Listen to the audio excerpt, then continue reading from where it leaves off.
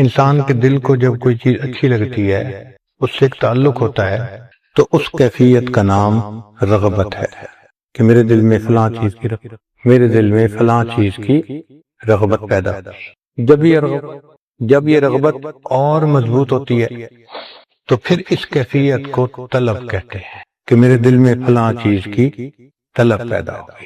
رغبت کا تعلق صرف اچھا لگنے سے تھا، طلب کا تعلق اس کو پانے کے ساتھ ہے، تو یہ اس سے اوپر کی کیفیت ہے۔ اور طلب اگر بڑھ جائے تو پھر ایک اور کیفیت بنتی ہے جس کو محبت کہتے ہیں۔ طلب پانے کو دل چاہتا ہے، محبت میں اس کے بغیر گزارا نہیں ہوتا، بس بن چین نہیں آتا، اس کیفیت کو محبت کہتے ہیں۔ تو یہ تین کیفیتیں ہیں، رغبت، طلب اور محبت۔ پھر ایک کیفیت محبت سے بھی اوپر کی ہے، اس کو محبت کی معراج کہتے ہیں۔ ایک دفعہ اس عاجز نے نوجوانوں سے پوچھا، بتاؤ محبت کی معراج کیا ہے؟ کسی نے کہا محبوب کی خاطر جان لٹا دینا، مال لٹا دینا، پہاڑ سے چھلانگ لگا دینا، سب نے نوجوانوں والی باتیں کی۔ پھر وہ کہنے لگے جی آپ بتا دیں۔ تو پھر اس عاجز نے ان کو کہا کہ دیکھو محبت کی معراج یہ ہے کہ محبت دل میں کسی کی اتنی بڑھے اتنی بڑھے اتنی بڑھے کہ محب مجبور ہو کر اپنا سر اپنے محبوب کے قدموں پر رکھ دے، یعنی اپنے محبوب کو اپنا معبود بنا لے۔ یہ محبت کی معراج ہے۔ اب ذرا غور کیجئے کہ ہم جب پڑھتے ہیں لا الہ الا اللہ تو ہم اللہ تعالیٰ سے ایک عہد کر رہے ہوتے ہیں کہ اے اللہ، جو محبتوں کی اعلیٰ ترین کیفیت ہے نا ہمارے دل میں، وہ فقط آپ کی ذات کے لیے۔ یہ کوئی چھوٹی سی بات نہیں ہے۔ لا الہ الا اللہ کہنا، اس کی اہمیت دیکھیے۔ ایک بہت بڑا عہد کر رہے ہوتے ہیں ہم اللہ تعالیٰ سے، ایک وعدہ کر رہے ہوتے ہیں اللہ تعالیٰ سے کہ اللہ میرے دل میں محبتوں کی جو انتہا ہوگی وہ فقط آپ کے لیے ہو۔ قرآن مجید میں اللہ تعالیٰ نے اس چیز کو پسند کیا کہ تمہارے دل میں رغبت ہو تو بھی اللہ کی، طلب ہو تو بھی اللہ کی، محبت ہو تو بھی اللہ کی، اور عبادت ہو تو بھی اللہ۔ چنانچہ ایمان والوں کا تذکرہ کیا کہ وہ کہتے ہیں انا الی اللہ راغبون۔ تو معلوم ہوا نا کہ رغبت ہو تو کس کی ہو؟ اللہ کی۔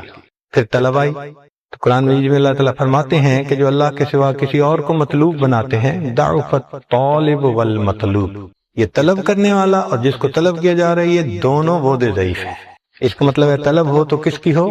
اللہ کی۔ پھر محبت کی بات آئی تو فرمایا والذین آمنوا اشد حبا للہ، ایمان والوں کی پہچان ان کو اللہ سے شدید محبت ہوتی ہے، یعنی محبت ہو تو کس کی؟ اللہ کی۔ اور جب عبادت کی بات آئی تو فرمایا فَاعْلَمْ أَنَّهُ لَا إِلَٰهَ إِلَّا اللَّهُ، اے محبوب جان لیجئے اللہ کے سوا کوئی معبود نہیں۔ سوچنے کی بات ہے کہ جو پروردگار تعلق کی ابتدائی کیفیت رغبت کو غیر کے لیے پسند نہیں کرتا، وہ اس کی انتہا عبادت کو غیر کے لیے کیسے پسند کر سکتا ہے؟ اس لیے فرمایا کہ جان لو کہ عبادت فقط اللہ رب العزت ہی کا حق ہے، اور پورے قرآن مجید کی تعلیمات کا یہی نچوڑ ہے۔ دیکھیں جو لوگ تفسیر کے ساتھ ذوق رکھتے ہیں وہ جانتے ہیں کہ ابتدائی پارے میں اللہ تعالیٰ نے اپنی عبادت کی طرف راغب کیا، یا ایھا الناس اعبدوا ربکم، عبادت کرو اپنے رب کی۔ تو یہاں متوجہ کر دیا سب کو چھوڑو، سب کی نفی کرو، رب کی عبادت کرو۔ پھر جب تھوڑا آگے بات بڑھی تو پھر مدعا بیان کر دیا، فرمایا وَإِلَٰهُكُمْ إِلَٰهٌ وَاحِدٌ، یہ ایک مقصد بیان کر دیا۔ جیسے کوئی بیان کرتا ہے نا تو وہ تمہید کرنے کے بعد اصل مقصد بتا دیتا ہے، تو قرآن مجید میں اللہ تعالیٰ نے مقصد بتا دیا کہ اس قرآن کا مقصد، اس دین کا مقصد، شریعت کا مقصد کیا ہے، وَإِلَٰهُكُمْ إِلَٰهٌ وَاحِدٌ۔ پھر آگے تفصیل بتاتے رہے کہ دیکھو جن قوموں نے مانا یہ ہوا، نہیں مانا ان کے ساتھ یہ ہوا، کرتے کرتے پھر درمیان میں سبق یاد دلایا، فرمایا فَاعْلَمْ أَنَّهُ لَا إِلَٰهَ إِلَّا اللَّهُ۔ اور پھر آگے تذکرے ہوتے رہے۔ پھر اخیر پہ جب بات ختم ہونے کا وقت آیا تو اللہ رب العزت نے ایک سورت مستقل نازل فرمائی جس کو ہم قل هو اللہ احد کہتے ہیں۔ یہ پورے قرآن مجید کی تعلیمات کا خلاصہ ہے، سمری ہے۔ جیسے بیان ختم کرنے سے پہلے مقرر اپنی پوری بات کا لب لباب بیان کرتے ہیں۔ پوری قرآنی تعلیمات کا نچوڑ کون سا؟ قل هو اللہ احد اللہ الصمد لم یلد ولم یولد ولم یکن لہ کفوا احد۔ یہ پوری قرآن پاک کی تعلیمات کا نچوڑ ہے جو شریعت نے بتا دیا۔ معلوم ہوا کہ قرآن مجید انسان کو توحید کا سبق دینے کے لیے آیا۔ حدیث مبارکہ میں ہے کہ یہ سورت اللہ تعالیٰ کو اتنی اچھی لگتی ہے، اخلاص سورت، کہ من قرأ قل هو اللہ احد 10 مرات بن اللہ لہ بیتا فی الجنہ، جو شخص 10 مرتبہ یہ سورت پڑھ لے گا اللہ اس کے بدلے جنت میں گھر عطا فرما دے گا۔ لیکن اس کلمہ پڑھنے کی کچھ شرائط ہیں، چونکہ علماء کا مجمع ہے اس لیے میں بہت ساری عبارات کا ترجمہ نہیں کروں گا۔ نبی اسلام نے فرمایا، معاذ اللہ عنہ کی روایت ہے، ما من عبد یشہد ان لا الہ الا اللہ وان محمدا عبدہ ورسولہ الا حرمہ اللہ علی النار۔ بخاری شریف کی روایت ہے کہ جو بندہ اخلاص کے ساتھ یہ کلمہ پڑھتا ہے جہنم کی آگ اللہ اس پر حرام فرما دیتے ہیں۔ عتبان بن مالک اللہ عنہ کی روایت ہے، ان اللہ حرم علی النار من قال لا الہ الا اللہ یبتغی بہا وجہ اللہ۔ اب ان احادیث میں کلمہ پڑھنے کا تذکرہ تو ہے، مگر ایک شرط بھی ہے ساتھ کہ مقصود اللہ کی رضا ہو، مقصود اللہ کی رضا ہو۔ چنانچہ ایک حدیث میں فرمایا، من قال لا الہ الا اللہ مخلصا دخل الجنہ۔ ایک صحابی نے پوچھا، قیل وما اخلاص ہوا، اللہ کے حبیب اخلاص کیا ہے؟ فرمایا کہ یہ کلمہ تجھے گناہوں سے روک دے، یہ اخلاص ہے کلمے کا۔ ایک حدیث پاک میں آیا، مستیقناً، یقین کے ساتھ کلمہ پڑھے۔ ایک میں بصدق لسان ہی کا لفظ بھی ہے۔ ایک حدیث پاک میں ہے، یقولها حقا من قلبہ، کہ دل کی سچائی کے ساتھ پڑھے۔ ایک حدیث پاک میں فرمایا، قد ذل بها لسانہ واطمأن بها قلبہ، تو شرط لگائی۔ چنانچہ علماء نے لکھا ہے کہ کلمہ پڑھنے کی چند شرائط ہیں جو قبولیت ہوتی ہے۔ پہلی، یقین کے ساتھ پڑھنا، فَاعْلَمْ أَنَّهُ لَا إِلَٰهَ إِلَّا اللَّهُ۔ دوسرا ہے علم ہو کہ میں پڑھ کیا رہا ہوں، یہ بھی نہیں کہ پتہ ہی نہیں میں عبارت کیا پڑھ رہا ہوں اور لغت غریب سمجھ کے عبارت کوئی پڑھ لے، وہ نہیں کلمہ قبول ہوتا۔ اس کو پتہ ہونا چاہیے کہ میں کیا کہہ رہا ہوں۔ اس لیے فرمایا، فَاعْلَمْ أَنَّهُ لَا إِلَٰهَ إِلَّا اللَّهُ، علم ہونا ضروری۔ پھر یقین کے ساتھ پڑھے، إِنَّمَا الْمُؤْمِنُونَ الَّذِينَ آمَنُوا بِاللَّهِ وَرَسُولِهِ ثُمَّ لَمْ يَرْتَابُوا، شک نہ ہونا، یقین کے ساتھ پڑھنا۔ پھر قبول، اجعل الآلہۃ الہا واحدہ ان ھذا لشیء عجاب۔ پھر انقیاد و استسلام ضروری، وانیبوا الی ربکم واسلموا لہ۔ پھر صدق ضروری، سچائی دل کی، والذی جاء بالصدق وصدق بہ۔ اخلاص ضروری، مخلصین لہ الدین۔ اور پھر یہ کہ محبت ضروری، کہ ایسا کلمہ پڑھے کہ اللہ کی محبت سب محبتوں کے اوپر غالب آ جائے۔ تو میں قل ان کان آباؤکم وابناؤکم واخوانکم وازواجکم وعشیرتکم واموال اقترفتموها وتجارۃ تخشون کسادها ومساکن ترضونها، سبحان اللہ، ساری چیزوں کا نام لے کر کہا۔ اگر یہ ساری چیزوں کی محبت احب الیکم من اللہ ورسولہ وجہاد فی سبیلہ فتربصوا حتی یأتی اللہ بامرہ، تو لب لباب بتا دیا کہ ہم چاہتے ہیں کہ ہماری محبت تمام محبتوں پر غالب ہو۔ تو عرب ہے یا عجم ہے، تیرا لا الہ الا، تو عرب ہے یا عجم ہے، تیرا لا الہ الا لغت غریب جب تک تیرا دل نہ دے گواہی، جب تک دل گواہی نہ دے، یہ لا الہ الا کے الفاظ لغت غریب کی معنی ہے، تو دل تصدیق کرے کہ میں اپنے اللہ کو اپنا محبوب حقیقی بنا رہا ہوں، معبود حقیقی بنا رہا ہوں، میں اللہ کی محبت میں کسی غیر کو شریک نہیں کروں گا۔ چنانچہ قرآن مجید میں اس کلمے کے بہت فضائل ہیں۔ اس کو کلمۃ طیبہ کہا، ضرب اللہ مثلا کلمۃ طیبۃ کشجرۃ طیبہ۔ اس کو کلمۃ التقوی کہا، وعلمہم کلمۃ التقوی وکانوا احق بها واہلها۔ اس کو کلمۃ الحق کہا، وجعلها کلمۃ باقیۃ فی عاقبہ لعلہم یرجعون۔ اس کو عہد کہا گیا، فرمایا لا یملکون الشفاعۃ الا من اتخذ عند الرحمن عہدا۔ تو جب کلمہ پڑھتا ہے اس کا اللہ سے ایک عہد ہو جاتا ہے، اللہ کے ساتھ ایک ایگریمنٹ ہو جاتا ہے۔ اس کو حسنہ کہا، فاما من اعطى وصدق واتقى وصدق بالحسنى۔ پھر ہی الحسنہ، من جاء بالحسنۃ فلہ خیر منہا۔ اس کو عروۃ الوثقی کہا، فقد استمسک بالعروۃ الوثقی، اس کو قول ثابت کہا، یثبت اللہ الذین آمنوا بالقول الثابت۔ اور ایک اس کی فضیلت یہ بھی ہے کہ اللہ تعالیٰ قیامت کے دن اسی کی وجہ سے انسان کو اپنا دیدار فرمایا، للذین احسنوا الحسنی وزیادہ، اس کو حسنہ کہا، اور اسی کے لیے اللہ نے رسولوں کو بھیجا، صرف کلمے کو دینے کے لیے۔ وما ارسلنا من قبلک من رسول الا نوحی الیہ انہ لا الہ الا انا فاعبدون۔ کیا بات ہے، سبحان اللہ۔ اے محبوب، آپ سے پہلے جتنے انبیاء آئے سب کا ایک ہی مقصد تھا، کیا؟ کہ انہ لا الہ الا انا فاعبدون۔ احادیث مبارکہ میں بھی اس کلمہ طیبہ کی بہت فضیلت ہے۔ چنانچہ انسان دنیا میں آتا ہے، کلمے سے اس کا استقبال کیا جاتا ہے۔ کیسے؟ کہ بچے کے کان میں اذان اور اقامت کہی جاتی ہے، اور کان میں اذان دیتے ہوئے ہم کیا کہہ رہے ہوتے ہیں؟ اشہد ان لا الہ، اقامت کہتے ہوئے بھی یہی۔ تو بچے کو استقبال ہی اس کلمے کے ساتھ ہوتا ہے، اور یہ افضل الذکر ہے جیسے حدیث پڑھی گئی، اور افضل ما قالہ النبیون، انبیاء نے جو کہا اس میں سے سب سے افضل جو بات انہوں نے کہی وہ یہ تھی، لا الہ۔ چنانچہ حدیث پاک ہے کہ نبی اسلام نے فرمایا کہ بہترین دعا یوم عرفہ کی دعا ہے، وخیر ما قلت وانا والنبیون قبلی لا الہ الا اللہ وحدہ لا شریک لہ۔ پھر یہ احسن الحسنات ہے۔ چنانچہ ایک صحابی کہتے ہیں ابو ذر رضی اللہ عنہ کہ میں نے پوچھا، اے اللہ کے وسلم، لا الہ الا اللہ من الحسنات، کہ لا الہ الا اللہ پڑھنا یہ نیکیوں میں سے ہے؟ قال ہے یہ احسن الحسنات، یہ نیکیوں میں سے بہترین نیکی ہے، اور شعب الایمان میں سب سے اعلیٰ نمبر اسی کا۔ چنانچہ الایمان بضع و سبعون شعبہ اعلیٰ لا الہ الا اللہ، اور سب سے آخر جو ہے وہ ادنیٰ اماطۃ الاذی عن الطریق۔ یہ وہ کلمہ ہے جس سے کہ گردنیں عذاب سے نجات پا جاتی ہیں۔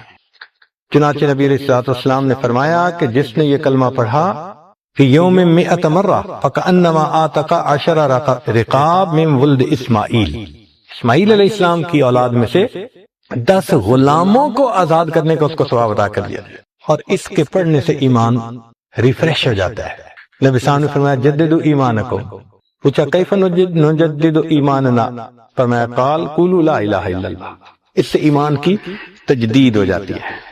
یہ وہ کلمہ ہے جو بندے اور اللہ کے درمیان جتنے حجاب ہیں سب کو ہٹا دیتا ہے۔ چنانچہ حدیث پاک ہے، ترمذی شریف کی روایت ہے کہ نبی صاحب نے فرمایا لا الہ الا اللہ لیس لہا دون اللہ حجاب حتی تصل الیہ، جو پڑھتا ہے سب حجاب ہٹتے ہیں، یہ کلمہ اللہ رب العزت تک پہنچ جاتا ہے۔ پھر اس کے بعد جب انسان اس کلمے کو پڑھتا ہے تو اللہ اس پڑھنے والے کی تصدیق کرتے ہیں۔ یہ عجیب چیز ہے کہ ہم کوئی کلام اپنی زبان سے نکالیں اور اللہ کی طرف سے میسج آئے، اس کا جواب آئے۔ سوچیں نا ذرا، کسی بات پر محبوب کی طرف سے اگر کوئی پیغام آ جائے تو کیا مزہ ہے محب کے لیے۔ حدیث پاک ابی ہریرہ نے روایت کرتے ہیں کہ نبی صلی اللہ علیہ وسلم نے فرمایا اذا قال العبد لا الہ الا اللہ واللہ اکبر صدقہ ربہ وقال لا الہ الا انا وانا اکبر۔ بندہ کلمہ پڑھتا ہے، اللہ جواب میں یہ الفاظ کہتے ہیں، ہاں میں ہی ہوں جو عبادت کے لائق ہوں، مجھ سے بڑا کوئی نہیں ہے۔ اور یہ کلمہ جو پڑھتا ہے اللہ رب العزت اس کو پیار سے دیکھتے ہیں، محبت سے دیکھتے ہیں۔ سوچئے تو صحیح ذرا، بچہ ہوتا ہے نا چھوٹا، وہ کئی دفعہ کوئی بات کر دیتا ہے تو ماں باپ بڑی محبت سے دیکھتے ہیں۔ یہ کلمہ ایسی عبادت ہے کہ جو پڑھتا ہے اللہ تعالیٰ اس بندے کو محبت کی نظر سے دیکھتے ہیں۔ چنانچہ حدیث پاک ہے کہ جس بندے نے یہ کلمہ اخلاص کے ساتھ پڑھا الا فتح له فی السماء فتحا حتی ينظر الى قائلها من اہل الارض، جو زمین میں پڑھنے والا ہوتا ہے اللہ رب العزت اس کی طرف دیکھتے ہیں۔ اور پھر اگلی بات فرمائی وحق لعبد نظر اللہ الیہ ان یعطیہ سؤالا، اور اس بندے کا حق ہوتا ہے کہ جس کو اللہ محبت کی نظر سے دیکھیں کہ وہ جو اللہ سے مانگے اللہ عطا فرما دے۔ چنانچہ اس کلمہ کے پڑھنے سے گناہ سارے کے سارے دھل جاتے ہیں۔ نبی صاحب نے فرمایا قال لا الہ الا اللہ لا تترک ذنبا ولا یسبقها عمل، کوئی گناہ نہیں بچتا اور کوئی عمل اس سے بڑھتا نہیں ہے، اور اس سے اللہ تعالیٰ بندے کی مغفرت فرما دیتے ہیں۔ نبی صاحب نے فرمایا صحابہ کو کلمہ پڑھو، پھر فرمایا ابشروا فإن اللہ قد غفر لکم، اللہ نے تمہارے گناہوں کو معاف کر دیا۔ اور یہ کلمہ قبر کی وحشت سے انسان کو بچاتا ہے۔ بہقی شریف کی روایت ہے، لیس علی اہل لا الہ الا اللہ وحشت فی قبورہم ولا فی نشورہم، قبر میں کوئی وحشت نہیں ہوگی ان کے لیے جو کلمہ پڑھنے والے لوگ ہوں، اور یہ ایمان والوں کا شعار ہوگا جب وہ قیامت کے دن اپنی قبروں سے اٹھیں گے۔ فرمایا ان شعار هذه الامت علی الصراط لا الہ الا انت، تم صراط سے گزرتے ہوئے کلمہ پڑھتے جا رہے ہوں اور اس کے ساتھ کوئی چیز وزن میں مقابلہ نہیں کر سکتے۔ چنانچہ موسیٰ علیہ السلام نے کہا تھا اللہ مجھے وہ چیز دیجئے جو خاص، فرمایا لا الہ الا اللہ پڑھو، اللہ یہ تو سب پڑھتے ہیں۔ فرمایا میرے پیارے موسیٰ علیہ السلام لو ان السماوات السبع وآمرهن غیری والارضین السبع فی کفۃ ولا الہ الا اللہ فی کفۃ مالت بہن لا الہ الا اللہ، ایک کلڑے میں زمین آسمان سارے کے سارے رکھ دیے جائیں، دوسرے میں کلمہ رکھ دیا جائے تو کلمے والا پلڑا جھک جائے گا، اور یہ جنت کی قیمت ہے، یہ ثمن الجنہ۔ فرمایا من کان آخر کلامہ لا الہ الا اللہ دخل الجنہ۔ حدیث پاک میں ہے نبی صاحب نے فرمایا من قال اشہد ان لا الہ الا اللہ وحدہ لا شریک لہ وان محمدا عبدہ ورسولہ وان عیسیٰ عبد اللہ وابن امتہ وکلمتہ القاها الى مریم وروح منہ وان الجنۃ حق وان النار حق ادخلہ اللہ الجنۃ من ای ابواب الجنۃ الثمانیۃ شاء، جنت کے 8 دروازے کھل جاتے ہیں جس دروازے سے چاہے جنت میں داخل ہو جائے، سبحان اللہ۔ اور ایک حدیث پاک میں ہے کہ کچھ لوگ ہوں گے جو صرف کلمہ پڑھ لیں گے، عمل اتنے اچھے نہیں ہوں گے، غفلت کی زندگی گزاریں گے، چنانچہ ان کو جہنم میں ڈالا جائے گا، اور وہ جہنم میں ہزاروں سال جلیں گے، حتیٰ کہ جل جل کے کالے ہو جائیں گے۔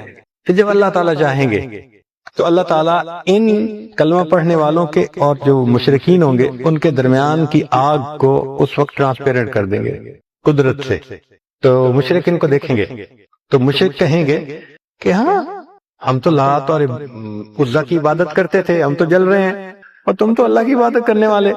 تو نبی صاحب نے فرمایا کہ ایسے لوگ ہوں گے من اہل لا الہ الا اللہ يدخلون النار بذنوبہم فیقول لهم اہل اللات والعزا ما اغنى عنکم قول لا الہ الا اللہ، اور تمہیں لا الہ الا اللہ نے کوئی فائدہ نہ دیا، تم بھی جل رہے ہو۔ فیغضب اللہ لهم، اللہ رب العزت کو جلال آئے گا، فیخرجہم من النار فیدخلون الجنہ۔ اللہ اب یہ فضائل آپ نے وہ سنے جو علماء کی کتابوں میں ہیں، اب ذرا وہ بھی سن لیجئے جو ہمارے مشائخ کی کتابوں، شاید وہ آپ کے لیے کچھ نئی بات ہوگی۔ ہمارے مشائخ نے فرمایا کہ دیکھیں شرک 2 طرح کا ہوتا ہے، ایک ہوتا ہے شرک جلی اور ایک ہوتا ہے شرک خفی۔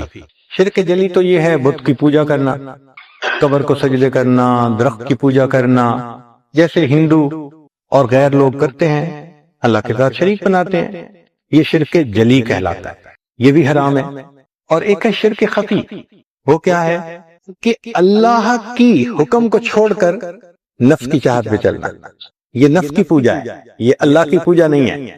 اس لیے فرمایا افرأیت من اتخذ الہہ ہوا، کیا دیکھا آپ نے جس نے اپنی خواہشات کو اپنا معبود بنا لیا؟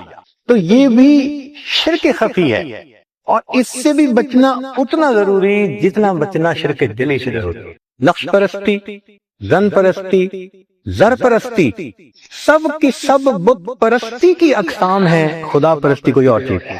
تو اب ہمیں اپنی کیفیت پہ غور کرنا ہے کہ ہم مواحد ہیں یا ابھی بھی مشرک ہی ہیں۔ بھائی ظاہر میں تو ہم نے کلمہ پڑھ لیا، ہم مواحد ہیں، من میں کیا ہے؟ پوجا کس کی کرتے ہیں؟ مانتے کس کی ہیں؟ رب نے کہا آنکھ جھکاؤ، ہم غیر محرم کو دیکھتے ہیں۔ رب نے کہا جھوٹ مت بولو، ہم جھوٹ بولتے ہیں۔ اگر ہم خلاف شریعت کام کر کے اپنے نفس کو، خواہش کو پورا کر رہے ہیں، اس کا مطلب یہ کہ ہماری توحید جو ہے وہ ادھوری ہے، پوری توحید نہیں ہے۔ کامل تب ہوگی جب شرک کے جلی سے بھی بچیں گے، شرک خفی سے بھی۔ اور مصیبت شرک خفی کی ہے۔ نبی صاحب نے فرمایا جس طرح چونٹی چلتی ہے اندھیرے میں اور ڈھونڈنا مشکل ہوتا ہے، شرک اس طرح دلوں کے اندر بہت ڈھونڈنا۔ تو ہمیں اس پر محنت کرنی ہے اب کہ ہمارے دلوں میں ایمان اتنا مضبوط ہو جائے، مضبوط سے اضبط ہو جائے کہ ہر حال میں ہم اللہ کی فرما برداری کرنے والے بن جائیں، نفس کی پوجا نہ کریں۔ اس پر محنت ہمارے مشائخ کرواتے ہیں، نفس کا مجاہدہ کرواتے ہیں، ذکر کرواتے ہیں، لا الہ الا اللہ پڑھنا سکھاتے ہیں، 12 تسبیح پڑھو بھائی، یہ کرو۔ وہ سارا مقصود کیا ہوتا ہے کہ نفس کا زور ٹوٹے اور انسان نفس کی پوجا کی بجائے اللہ کا پجاری بن جائے۔ اس کا مطلب یہ ہوا کہ ہمارے مشائخ کی کل محنت انسان کو سچا موحد بنانے کی محنت ہے، اس کے اندر اخلاص پیدا کرنے کی محنت۔ اب یہ جو ہے نا لا الہ الا اللہ، اس کے اندر معارف سن لیجئے۔ کہنا تو آسان ہے لا الہ الا اللہ، نہیں کوئی معبود سوائے اللہ کے، مگر اس مقام میں جو کمال ملا وہ حضرت ابراہیم علیہ السلام کو ملا۔ لا الہ الا اللہ کو نفی کہتے ہیں، مقام نفی کہتے ہیں کہ غیر کی نفی کر دینا، نہیں کوئی معبود، لا الہ الا اللہ، یہ اس بات ہے کہ اللہ کے سوا کوئی معبود نہیں۔ تو یہ 4 لفظ ہیں، مگر ان میں پہلے 2 الفاظ جو ہے نا کہ اللہ، کسی کو رب نہ ماننا، کسی کو معبود نہ ماننا، یہ بہت مشکل کام، بہت مشکل کام ہے۔ ہر چیز کی نفی کرنا، اس میں نفس بھی شامل ہے، اس کی بھی نفی کریں۔ اس میں اگر کمال حاصل ہوا تو کس کو ہوا؟ ابراہیم خلیل اللہ کو حاصل، اور اس کی دلیل قرآن عظیم الشان میں سے۔ اللہ تعالیٰ فرماتے ہیں ان ابراہیم کان امہ قانتا للہ حنیفا ولم یک من دوسری جگہ فرمایا وما کان من المشرکین، دلوں کے بھید جاننے والے پروردگار، جس کے بارے میں یہ خود فرما دیں وما کان من المشرکین، اس سے بڑی سند کون سی ہو سکتی ہے؟ یہ مہر ہے ابراہیم علیہ السلام کے اس ایمان پر کہ واقعی ان کو مقام نفی میں کمال حاصل تھا، انہوں نے اللہ کے ساتھ کسی کو شریک نہیں کیا۔ تو مقام نفی میں کمال اس دنیا میں کس کو حاصل ہوا؟ ابراہیم علیہ السلام۔ اس لیے اللہ نے پھر ان کو اپنا خلیل بنایا۔ خلیل کہتے ہیں دوست کو، قرآن مجید میں اور احادیث میں یہ لفظ استعمال ہوا ہے۔ چنانچہ جو لوگ دنیا میں بروں کو دوست بنا لیتے ہیں قیامت کے دن پچھتائیں گے، یا لیتنی اتخذت مع الرسول سبیلا یا ویلتا لیتنی لم اتخذ فلانا۔ تو دیکھا دوست، حدیث پاک میں بھی ہے کہ نبی صلی اللہ علیہ وسلم نے فرمایا کہ اگر میں نے دنیا میں کسی کو دوست بناتا ہوتا لَإِن اتَّخَذْتُ أَبَا بَكْرَ خَلِيلًا، میں ابو بکر کو اپنا دوست بناتا، میرا دوست فقط اللہ ہے۔ اور ایک حدیث پاک میں ہے کہ نبی صلی اللہ علیہ وسلم نے فرمایا المرء علی دین خلیلہ فلینظر احدکم من یخالل۔ تو خلیل سے مراد کیا ہے؟ دوست ہوتا ہے۔ اب یہ 2 تعلق ہیں، ایک ہے دوستی کا تعلق، انداز اور ہوتا ہے، ایک ہے محبت کا تعلق، یہ انداز جدا ہوتا ہے۔ دوست جو ہوتا ہے نا اس کو انسان آزماتا ہے، وہ یہ دوستی میں سچا ہے یا نہیں، دیکھتا ہے، ججمنٹ کرتا ہے کہ یہ دوستی میں پکا ہے یا نہیں۔ تو ابراہیم علیہ السلام کو دیکھو اللہ نے کیسے آزمایا، عجیب، سبحان اللہ۔ فرمایا وَإِذِ ابْتَلَىٰ إِبْرَاهِيمَ رَبُّهُ بِكَلِمَاتٍ، اللہ نے ابراہیم علیہ السلام کو کئی باتوں میں آزمایا، فَأَتَمَّهُنَّ 100% کامیاب ہو گئے، 100%۔ فَأَتَمَّهُنَّ کا یہ معنی ہے۔ تو آزمائش تو آئی نا، کیا آزمائش آئی؟ اچھا تمہارے گھر والے مشرک ہیں، بت فروش ہیں، گھر کو چھوڑ دو۔ اچھا ابو جان میں گھر سے جا رہا ہوں، کوئی گھر چھوڑنا آسان ہوتا ہے؟ گھر کو چھوڑ دیا۔ پھر آگے آئے، قوم ساری کی ساری مشرک ہے، اب قوم کو بھی بتانا تھا کہ میں تمہارے ساتھ نہیں ہوں۔ قوم نے کہا چلتے ہیں، ذرا ایک فنکشن ہے، میں نہیں سکیں، میری طبیعت ٹھیک نہیں ہے، یہ تمہارے شرک والی باتیں میرے دل کو بہت پریشان کرتی ہیں، تو میں ٹھیک نہیں ہوں، میں نہیں جاؤں گا۔ وہ چلے گئے، پیچھے ان کے بت تھے، فجعلہم جذاذا الا کبیرا، ایک بڑے کی بجائے سب کے ٹکڑے کر دیے، بڑے کے کندھے پہ کلاڑا ڈال دیا۔ قوم آ گئی، انہوں نے جب بتوں کا حال دیکھا کہنے لگے فانصروا آلہتکم، اپنے معبودوں کی مدد کرو۔ کیا عقل پہ پٹی پڑ جاتی ہے کہ خود کہتے ہیں اپنے معبودوں کی مدد کرو، یہ تمہارے معبود کیسے ہوئے، کس کام کے معبود؟ کہنے لگے یہ کس نے کیا ہوگا؟ کہنا سمینا فتین یذکرہم یقال لہ ابراہیم، ایک نوجوان ابراہیم نام تھا، اس سے ہم نے تذکرے سنے تھے، وہ ان کی مخالفت کرتا تھا، اس کو پکڑو۔ ابراہیم السلام کو پکڑ لیا گیا، پوری قوم نے کہا حرقوہ، اس کو آگ میں جلا دو۔ جب انسان لاجواب ہو جاتا ہے نا تو پھر زبان سے کچھ نہیں کہہ سکتا، پھر ہاتھا پائی اور اس چیز پہ اتر آتا ہے۔ تو قوم نے کہا جی آگ میں جلا۔ لو جی ابراہیم علیہ السلام کو آگ میں جلانے کے لیے تیاری شروع ہوئی، ایک ڈیٹ فکس کی گئی۔ اس زمانے کی عورتیں اپنی مرادیں بتوں سے مانگتی تھیں تو کہتی تھیں میرا بیٹا ہوگا، ابراہیم کی آگ میں اتنے من لکڑی ڈال کے آؤں گی۔ پہاڑ بن گیا ایک لکڑی کا، آگ لگائی گئی، اتنی آگ تھی کہ کوئی قریب نہیں جا سکتا تھا۔ تو کہا گیا اچھا ایک جھولا بناتے ہیں، ابراہیم علیہ السلام کو جھولے میں بٹھا کے دور سے پھینک دیں گے آگ میں۔ ابراہیم علیہ السلام آگ کو آنکھوں سے دیکھ رہے ہیں، جھولے میں بیٹھنا پڑا۔ تو دیکھو دوست کی خاطر قربانی کتنی دینی پڑی۔ پہلے بھی تو قربانیاں دے کے آئے تھے، گھر چھوڑا تھا، پھر بیوی کو چھوڑا ایک جگہ، پھر بیوی اور بچے کو حرم شریف میں آ کے چھوڑا اکیلا، بواد غیر ذی زرع، پھر بچے کی قربانی مانگی، اس کو کرو قربان، کتنی قربانیاں مانگی، اور ایک وقت آیا کہ فرمایا اچھا اپنے آپ کو بھی کرو قربان میرے نام پہ، اس کے لیے بھی تیار۔ مفسرین نے لکھا ہے کہ جب ابراہیم علیہ السلام جھولے سے پھینکے گئے تو ابھی آگ کی طرف جب جا رہے تھے تو جبریل علیہ السلام نے اللہ رب العزت سے پوچھا اے اللہ آپ نے میری ڈیوٹی لگائی ہوئی ہے کہ میں آپ کے انبیاء کی مدد کروں، تو اگر اجازت ہو تو میں ابراہیم کی مدد کروں؟ فرمایا جاؤ دیکھو کیا کہتے ہیں۔ جبریل علیہ السلام آئے، اللہ کا حاجہ what can I do for you، میں آپ کے لیے کیا کر سکتا ہوں؟ تو اس وقت ابراہیم علیہ السلام نے مقام نفی میں کمال کا ثبوت پیش کر دیا کہ عالم ناسوت کے تو سب اسباب کو منع کر ہی چکے تھے، اب عالم ملکوت کا سبب تھا۔ فرشتے آئے تھے، میں مدد کر سکتا ہوں؟ فرمایا کہ اللہ جانتے ہیں کہ میں اس حال میں ہوں؟ انہوں نے کہا کہ ہاں اللہ جانتے ہیں۔ فرمایا حسبی سؤالی علمہ بحالی، کہ یہ جو علم ہے نا کہ اللہ کو میرے حال کا پتہ ہے کہ میں گر رہا ہوں، اس علم نے مجھے تجھ سے سوال کرنے سے منع کر دیا۔ جب محبوب جانتا ہے میں اس حال میں ہوں تو میں تم سے کیا مدد مانگوں؟ جے سونا میرے دکھ وچ راضی تے میں سکھ نو چلے ڈاواں، اگر میرا محبوب میرے دکھ پہ راضی ہے تو میں سارے سکھوں کو آگ میں ڈال دوں۔ سبحان اللہ، ابراہیم علیہ السلام نے کمال کر دیا، منع کر دیا۔ اللہ نے پیار سے فرمایا وَإِبْرَاهِيمَ الَّذِي وَفَّى، میرے ابراہیم بڑا وفادار نکلا۔ سبحان اللہ، کیا عظمت ہے، کیا ایمان ہے کہ مالک الملک کہے وَإِبْرَاهِيمَ الَّذِي وَفَّى۔ تو دیکھو یہ ہے خلیل کا معاملہ، اور نبی علیہ السلام کا معاملہ ہے حبیب کا معاملہ۔ دوست میں اور محبوب میں فرق ہوتا ہے۔ دوست سے لینے کی انتہا کر دی جاتی ہے آزمائش کی، اور محبوب کو دینے کی انتہا کر دی جاتی ہے۔ تو دیکھیے اللہ تعالیٰ نے محبوب کو کیا دیا، فرمایا وَلَسَوْفَ يُعْطِيكَ رَبُّكَ، اے محبوب تجھے اتنا دوں گا تو بس بس کرے گا۔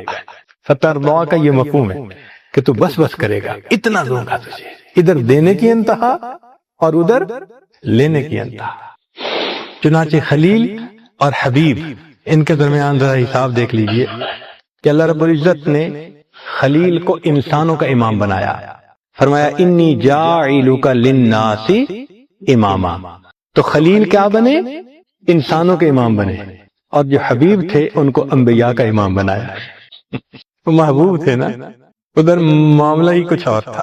اللہ اکبر کبیرہ۔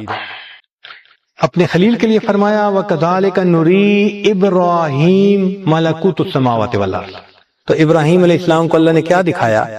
ملکوت السماوات والارض میں آیات دکھائیں اپنی، زمین و آسمان کی۔ ذرا علمی نکتہ ہے کہ خلیل کو کیا دکھایا؟ ملکوت السماوات والارض، اور جب اپنے حبیب کا نام آیا تو فرمایا لَقَدْ رَأَى مِنْ آیَاتِ رَبِّهِ الْكُبْرَى، کہاں زمین و آسمان کی نشانیاں، کہاں رب اپنی نشانیاں دکھاتا ہے۔ سبحان اللہ، اللہ تیری شان بڑی ہے۔ پھر دیکھیے ابراہیم علیہ السلام کو دعا مانگنی پڑی، لا تخزنی، اللہ مجھے آپ رسوا نہ فرمانا۔ اور جب محبوب کا تعلق آیا اللہ فرماتے ہیں یوم لا یخزی اللہ النبی والذین آمنوا معہ، خود بتا دیا محبوب آپ کو رسوا نہیں ہم کریں۔ تو خلیل اور محبوب کے درمیان یہ عجیب تعلق، اس لیے نبی علیہ السلام جب معراج پر تشریف لے گئے تو حدیث پاک میں ہے کہ نبی السلام کو اللہ رب العزت نے فرمایا یا محمد صل تعطا، اے محبوب صلی اللہ علیہ وسلم مانگیے آپ کو عطا کیا جائے گا۔ فقال، نبی السلام نے جواب دیا رب انک اتخذت ابراہیم خلیلا، اے اللہ آپ نے تو ابراہیم علیہ السلام کو اپنا خلیل بنا لیا۔ فقال، اللہ نے فرمایا الم اوتک خیرا منہا، کیا میں نے آپ کو اس سے بہتر نہیں درجہ دیا؟ کیا واتخذتک حبیبا، اے محبوب میں نے آپ کو اپنا حبیب بنا لیا۔ اسی حدیث پاک میں ہے کہ نبی اسلام نے فرمایا الا وانا حبیب اللہ ولا فخر، میں اللہ کا حبیب ہوں اور مجھے اس بات پہ کوئی فخر نہیں ہے۔ تو نبی علیہ الصلوۃ والسلام اللہ کے حبیب اور ابراہیم علیہ السلام اللہ کے خلیل۔ اب ذرا نقطہ سمجھیے کہ ابراہیم خلیل اللہ کو مقام نفی میں کمال حاصل ہوا، لا الہ میں کمال حاصل ہوا۔ انہوں نے کسی کو اللہ کا شریک نہیں بنایا، اللہ نے فرما دیا وما کان من المشرکین۔ تو مقام نفی میں اس دنیا میں اگر کمال حاصل ہوا تو کس کو ہوا؟ باقی سب کا ایمان مضبوط ہوگا، مگر جس کی تصدیق رب کر دے کہ یہ مشرک نہیں تو درجہ تو اس کا بڑھ گیا نا۔ تو ابراہیم خلیل اللہ کو مقام نفی میں کمال حاصل ہوا، یہ خلیل کا رتبہ تھا۔ اب ذرا حبیب کا رتبہ دیکھیے کہ اللہ رب العزت نے اپنے محبوب صلی اللہ علیہ وسلم کو مقام نفی میں بھی کمال عطا فرمایا اور مقام اس بات میں بھی کمال عطا فرمایا۔ یہ عجیب نقطہ ہے کہ مقام نفی میں بھی کمال عطا فرمایا اور مقام اس لیے کہ پہلے انبیاء کا جتنا بھی ایمان تھا وہ سب غائب تھا۔ غائب جتنا بھی ہو جائے وہ مشاہدے کے برابر تو نہیں ہوتا نا۔ خود نبی السلام نے ایک حدیث پاک میں فرمایا الشاہد یرا ما لم یرا الغائب، غائب وہ نہیں دیکھ سکتا جو حاضر دیکھتا ہے۔ نبی علیہ الصلوۃ والسلام نے خود ارشاد فرمایا لیس الخبر کالمعائنۃ، دیکھنا اور چیز ہوتی ہے، سننا اور چیز ہوتی ہے۔ تو باقی سارے انبیاء کا جو ایمان تھا وہ سنا ہوا تھا کہ اللہ نے فرمایا ہے، اس لیے ہم تصدیق کرتے ہیں کہ ہم اللہ پہ ایمان رکھتے ہیں۔ وہ غائب معاملہ تھا۔ سارے انبیاء میں ایک نبی علیہ الصلوۃ والسلام کو اللہ نے یہ درجہ دیا، اس زندگی میں معراج پر بلا کر اللہ نے اپنا دیدار کروایا۔ اب یہ دیدار کا جو کمال ہے نا، یہ اس بات کا کمال ہے، اس میں اللہ کے حبیب صلی اللہ علیہ وسلم کا امتیاز ہے، اس میں کوئی اور نبی ان کے ساتھ شریک نہیں ہے۔ یہ مقام اس بات مومن کو جنت میں حاصل ہوگا۔ جب ایمان والے جنت میں جائیں گے نا اور اللہ کا دیدار کریں گے، مومن کو یہ مقام اس بات وہاں نصیب ہوگا۔ مگر اللہ نے اپنے محبوب صلی اللہ علیہ وسلم کو یہ نعمت جو عام جو مومنوں کو یا انبیاء کو جنت میں ملنی تھی، اپنے محبوب کو اسی دنیا میں عطا کیا۔ تو اب نبی علیہ الصلوۃ والسلام کو اللہ نے مقام نفی میں بھی کمال عطا فرمایا اور مقام اس بات میں بھی کمال ہے، جو اس بات آپ کا ہے کہ آنکھوں سے دیکھا ہے نا، معراج حاصل ہوا نا، سبحان اللہ، وہ دوسرے کو تو حاصل نہیں ہو سکتا۔ تو اب ذرا فرق دیکھیے کہ خلیل کو کمال حاصل ہوا مقام نفی میں اور حبیب کو مقام حاصل ہوا مقام نفی میں بھی اور مقام اس بات میں بھی، درجہ اوپر چلا گیا۔ اب ایک نقطہ اور یہ بھی علمی ہے کہ اللہ رب العزت نے نبی علیہ السلام کو حکم فرمایا کہ ان اتبع ملت ابراہیم حنیفا، کیا آپ ابراہیم کی ملت کی پیروی کیجیے۔ اور ایک جگہ پر اللہ رب العزت نے یہ بھی فرمایا ہاں کہ ابراہیم کی پیروی کیجیے۔ اور نبی علیہ الصلوۃ والسلام نے نماز میں جو درود شریف سکھایا، اس درود شریف میں کس پیغمبر علیہ السلام کا تذکرہ ہے؟ اللہم صلی علی محمد وعلی آل محمد کما۔ تو اس سے پتہ چلتا ہے کہ کوئی چیز ایسی تھی جو ابراہیم علیہ الصلوۃ والسلام کی تھی جس کو محبوب بھی چاہتے تھے، وہ کیا چیز ہے؟ عمر ساری تو نماز پڑھتے رہے، نقطہ آج سمجھ میں آئے گا۔ اس کو امام ربانی مجد لسانی رحمۃ اللہ علیہ نے اپنے مکتوبات میں کھولا ہے۔ وہ فرماتے ہیں کہ دیکھو، ایک ہوتی ہے محبیت، محب ہونا، ایک ہوتی ہے محبیت کہ کسی کا عاشق ہونا۔ اس عشق میں کمال حضرت موسیٰ علیہ السلام کو حاصل تھا، انبیاء میں سے ان کو یہ اعزاز ملا، محبت میں آگے نکل گئے۔ محب بھی ہے نا جو کہہ دیتا ہے رب ارنی انظر الیک، کہا نہیں جا رہا اللہ کو دیکھنا چاہتا ہوں، یہ کوئی چھوٹا سا کلام تو نہیں ہے نا، اور ایک نبی علیہ السلام کی زبان سے نکل رہا ہے، ایسی شخصیت، بزرگ شخصیت کی زبان سے۔ اس کا مطلب ہے کہ محبت کا جوش ایسا تھا، اللہ دیکھنا چاہتا ہوں۔ تو محبیت میں کمال کس کو حاصل ہوا؟ حضرت موسیٰ علیہ السلام۔ اور ایک ہے محبوبیت۔ تو حضرت مجد ثانی رحمۃ اللہ بتاتے ہیں کہ محبوبیت دو طرح کی ہوتی ہے، ایک محبوبیت ذاتی ہوتی ہے، ذاتی محبت کسی کی، اس کی جھلک ماں کو بیٹے سے ذاتی محبت ہوتی ہے، بیٹا کالا ہو، بیٹا کمزور ہو، بیٹا جیسا بھی ہو، ماں کو محبت ہے. دنیا کا حسین ترین بچہ ایک طرف کر دو، ماں آنکھ اٹھا کے نہیں دیکھے گی. اور اپنا بیٹا، یہ محبت ذاتیہ ہے. تو ایک ہوتی ہے ذاتی محبت اور ایک ہوتی ہے صفاتی محبت. صفاتی محبت کسے کہتے ہیں؟ کہ کسی کی عادتوں کی وجہ سے اس کو پسند کرے بندہ. ایک بچہ ہے، خوبصورت بھی ہے، وہ بڑی پیاری باتیں بھی کرتا ہے، اب اس میں محبوبیت صفاتی آ گئی. ویسے تو تعلق نہیں تھا، بلڈ نہیں تھا وہ، مگر اس کی باتوں نے اس کو محبوب بنا دیا. تو محبوبیت کے دو پہلو ہیں، ایک ہوتی ہے محبوبیت ذاتی اور ایک ہوتی ہے محبوبیت صفاتی. تو امام ربانی مجدد ثانی رحمۃ اللہ نے فرمایا کہ نبی علیہ الصلوۃ والسلام کو اللہ نے محبوبیت ذاتی کا درجہ عطا فرمایا تھا، ابراہیم علیہ السلام کو محبوبیت صفاتی کا درجہ تھا. یہ صفات کی وجہ سے محبوب تھے، وہ ذات کی وجہ سے محبوب. اب صفات والے محبوب کو پھر صفات تو پیش کرنی پڑتی ہے نا، اس لیے ان سے امتحان لیے. تو وہ محبوبیت ذاتی اور یہ محبوبیت صفاتی. چنانچہ ایک بات اور فرماتے ہیں کہ اس کی اگر مثال سمجھنی ہو نا تو ایک دائرے اور مرکز کی مثال سمجھیں. ایک مرکز ہوتا ہے اور مرکز کی وجہ سے دائرہ ہوتا ہے، مگر مرکز اور دائرہ دونوں ایک چیز ہوتی ہیں. تو وہ فرماتے ہیں کہ جو دائرہ ہے اس کا نام خلت ہے، جو مرکز ہے اس کا نام محبوبیت ہے. اور اللہ رب العزت نے کائنات کو کس لیے پیدا فرمایا؟ اے محبوب آپ نہ ہوتے تو میں کائنات کو پیدا. تو اس کا مطلب ہے کہ ابراہیم علیہ السلام پیدا ہوئے تو وجہ کیا تھی؟ محبوب. مرکز کی وجہ سے محیط ہوتا ہے. اب اس میں ایک اور نقطہ کہ جو محبوب ذاتی ہوتا ہے نا تو اس کو ایک درجہ تو حاصل ہے کہ ذات کی وجہ سے محبت ہے، مگر اس کے دل کی تمت ہوتی ہے نا کہ میرے اندر صفات بھی وہ آ جائیں کہ جس سے میرے اندر کمال آ جائے. اس محبوبیت ذاتی کی وجہ سے نبی السلام نے دعا منگوائی، اللہم صلی علی محمد وعلی آل محمد کما. اللہ اس کے جو محبوبیت صفات کی وجہ سے، آپ ذات کی وجہ سے تو محبت کرتے ہیں، وہ مجھے صفات بھی عطا فرمائے. اس کی وجہ یہ ہے کہ نبی علیہ الصلوۃ والسلام کے دو پہلو ہیں. یہ بھی ایک نقطے کی بات ہے. نبی علیہ الصلوۃ والسلام کے دو نام، آپ صلی اللہ علیہ وسلم کا ایک نام احمد اور ایک نام محمد صلی اللہ علیہ وسلم. احمد کا جو نام ہے یہ آسمانوں میں، محبوب صلی اللہ علیہ وسلم کے دنیا میں تشریف لانے سے پہلے جو آپ کا نام تھا وہ احمد تھا. اسی لیے آدم علیہ السلام نے بھی اللہ رب العزت سے دعا مانگی تھی تو احمد کا نام استعمال کیا تھا. عیسیٰ علیہ السلام نے نبی علیہ السلام کی تشریف آوری کی خوشخبری دی تھی تو کیا کہا تھا؟ یاتی من بعد اسمہ احمد. تو محبوب صلی اللہ علیہ وسلم دنیا میں تشریف لانے سے پہلے کس نام سے پکارے گئے؟ احمد کے نام سے. احمد کے اندر خالصتاً محبوبیت ہے. احمد کے نام میں کیا ہے؟ محبوبیت صرف ہی سے کہتے ہیں، محبوبیت ہی ہے 100%، اور کسی چیز کا اس میں عنصر نہیں ہے، کوئی چیز اس میں شامل نہیں ہے. تو یہ کیا نام تھا؟ احمد. لیکن پھر کیا ہوا کہ اللہ کے حبیب صلی اللہ علیہ وسلم دنیا میں تشریف لائے.